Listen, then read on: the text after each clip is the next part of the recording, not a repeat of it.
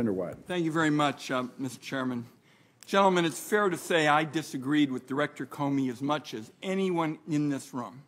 But the timing of this firing is wrong to anyone with a semblance of ethics. Director Comey should be here this morning testifying to the American people about where the investigation he's been running stands. At our public hearing in January, when he refused to discuss his investigation into connections between Russia and Trump associates, I stated my fear that if the information didn't come out before Inauguration Day, it might never come out. With all the recent talk in recent weeks about whether there is evidence of collusion, I fear some colleagues have forgotten that Donald Trump urged the Russians to hack his opponents. He also said repeatedly that he loved WikiLeaks. So the question is not whether Donald Trump actively encouraged the Russians and WikiLeaks to attack our democracy. He did. That is an established fact.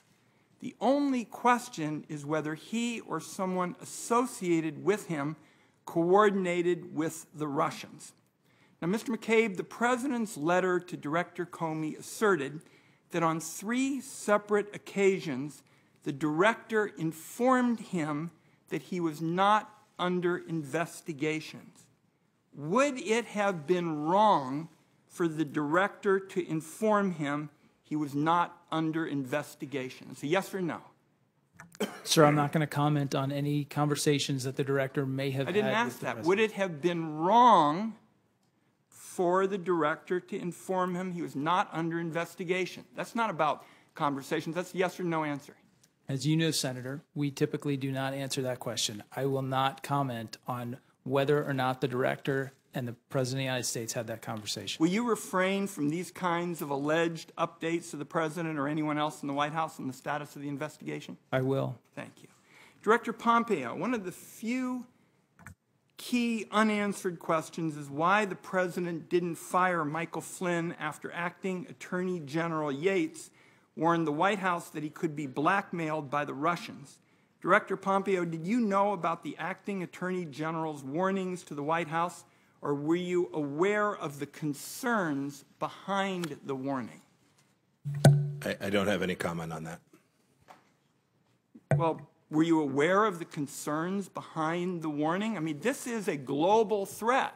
This is a global threat question. This is a global threat hearing. Were you aware? Senator, tell me what global threat it is you're concerned with, please. I'm not sure I understand the question. Well, the possibility of blackmail. I mean, blackmail by an influential military official, that has real ramifications for the global threat. So this is not about a policy implication. This is about the national security advisor being vulnerable to blackmail by the Russians. The American people deserve to know whether in these extraordinary circumstances the CIA kept them safe. Yes, sir. The CIA has kept America safe.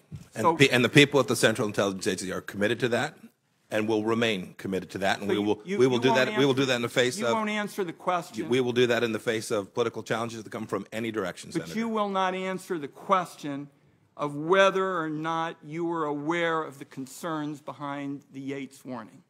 So I don't know exactly what you're referring to with the Yates warning. I wasn't part of any of those conversations. The Yates warning was Senator, I have no firsthand information with respect to the warning that was given. Okay. She didn't make that warning to me. I can't answer that question, okay, Senator, as much as I would like to. Okay. Director Coates, how concerned are you that a Russian government oil company run by a Putin crony could end up owning a significant percentage of U.S. oil refining capacity? And what are you advising the Committee on Foreign Investment in the United States about this? I don't have specific information relative to that. I think that's something that potentially we could provide intelligence on in terms of what the situation might be, but I'd like you to furnish that in writing. Let me see if I can get one other question in. There have been mountains of press stories with allegations about financial connections between Russia and Trump and his associates. The matters are directly relevant to the FBI, and my question is, when it comes to illicit Russian money, and in particular its potential to be laundered on its way to the United States, what should the committee be most concerned about? We hear stories about Deutsche Bank, Bank of Cyprus, shell companies in Moldova, the British Virgin Islands. I'd like to get your sense, because I'm over my time, Director McCabe, what should we be most concerned about with respect to illicit Russian money and its potential to be laundered on its way to the United States? Yes, certainly, sir. So as you know, I am not in a position to be able to speak about specific investigations, and certainly not in this setting. However, I will confirm for you that those are issues that concern us greatly. They have traditionally, and they do even more so today, as it becomes easier to conceal the origin and the track and the destination and purpose of illicit money flows, as the exchange of information becomes more clouded in encryption and more obtuse. It becomes harder and harder to get to the bottom of those investigations that would shed light on those issues. Thank you, Mr. Chairman.